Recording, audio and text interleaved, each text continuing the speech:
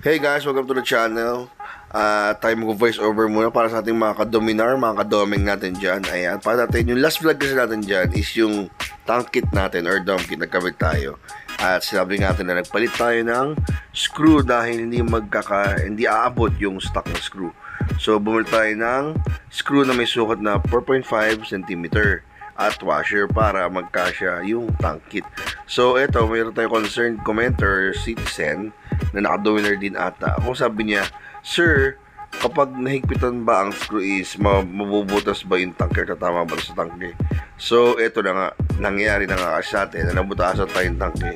At ipapakita ko sa inyo ngayon yung video na nabutasan tayong tanke. Kasi ang reason is, kinabit yung screw, syempre mas mahaba yung screw, hindi yung stock na screw, tapos hindi nakalagay yung tank kit or yung fairings na dome kit, hindi siya nakakabit doon sa lagayan.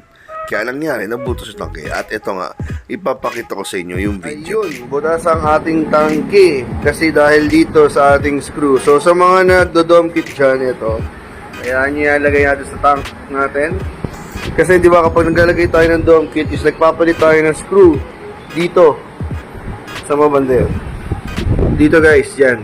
So, papalit tayo yung screw kasi kailangan mahaba. So, nangyari, once na nakalimutan nyo ikabit yung tank kit, tapos sinagad nyo itong screw na to, ganito ang mangyayari sa tank nyo, maubutas. Ayan. Butas! So, tumutuloy yung gasolina natin dyan. Pero, pwede pa naman siyang gawa ng paraan. May hihinangin lang naman yan. Papahinang mo lang naman. Para matakbo na yung butas. So, same nangyari sa akin kay Sir Troy Motovlog, naka-doming din, naka-adventure type. Is ganoon din ginawa niya, pihit ng pihit sa screw na to, hanggang sa yung screw pumasok sa tangke. Kasi manipis lang ang ating tangke, parang yero lang yan.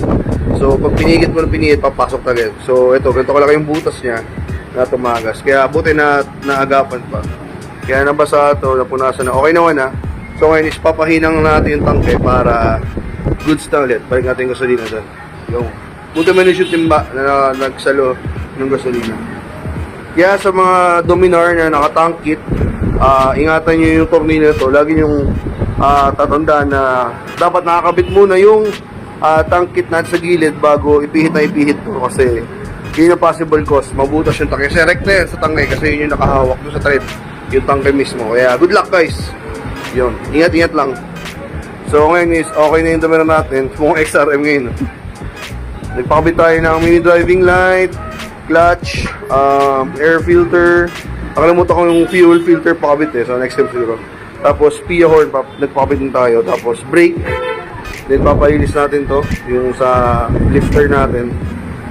Tapos ito yung switch na natin, mini driving light natin na pillet.